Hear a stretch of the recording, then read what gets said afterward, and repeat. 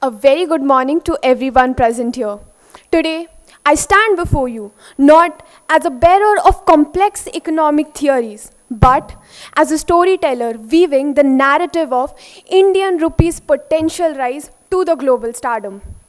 Picture this, July 2022, a pivotal moment when the RBI issued a circular on international trade settlement in Indian rupees. This wasn't just a piece of paper. It was a ticket to the future where the rupee could stand tall among the global reserve currencies. Fast forward to the present, more than 18 countries have officially embraced this, and an additional 22 countries have expressed interest in engaging in trade using the Indian rupee. Moreover, a number of countries have also adopted our very own UPI mechanism, which is a proof that this revolution is being supported by many nations. As the internationalization of rupee could be a win-win situation both for India and the countries whose trade chains were disrupted due to geopolitical tension. While it might seem that rupee is on a track to become the global reserve currency, but let's not sugarcoat it. There are formidable hurdles ahead. And this brings us to a very crucial question. Is the Indian rupee actually prepared for this monumental leap? Can it truly challenge the dollar's dominance in the global currency arena? Well, I think the essential characteristics that underpin a currency status as a global reserve currency is the economic stability, liquidity, low inflation, and international acceptability of that currency. So qualities that demand both short-term and long-term measures.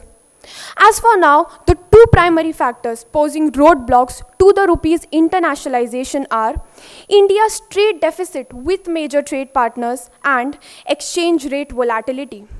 While India is already diligently working to reduce its trade deficit through initiatives like Atmanirbhar Bharat and Make in India. Simultaneously, the RBI must persist in its effort to ensure and manage a steady exchange rate.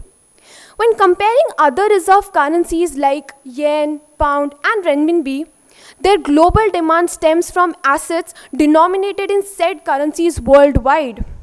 Therefore, I think fostering a very robust and highly liquid financial market, particularly within the bond market by issuing masala bonds, will help in attracting foreign investors and central banks to accumulate rupee-based assets. However, all these reforms alone may not be sufficient. As the rupee becomes more internationalized, it becomes more vulnerable to the external economic shocks. And I believe to mitigate this risk, India can draw lesson from China's experience. Because among the emerging economies, China is the only country that has been able to steadily internationalize its currency while maintaining control over its capital account. One notable strategy they employed, which I found very intriguing, was establishing currency swap agreements between central banks and other countries. In conclusion, the long-term prosperity and stability of rupee hinges on how the government carefully balances the benefits with the potential risk and take appropriate measures. While for the time being, the rupee's acceptance may be limited to countries that have a trade deficit with India. But as we continue to emerge as a global leader, strengthening our diplomatic relations and building trust among these nations, ladies and gentlemen, we can and will make this vision a powerful reality. And this will be one step closer for India to becoming the biggest economy and one giant leap for the global community. I would like to end my speech by stating that this is not just an economic ambition.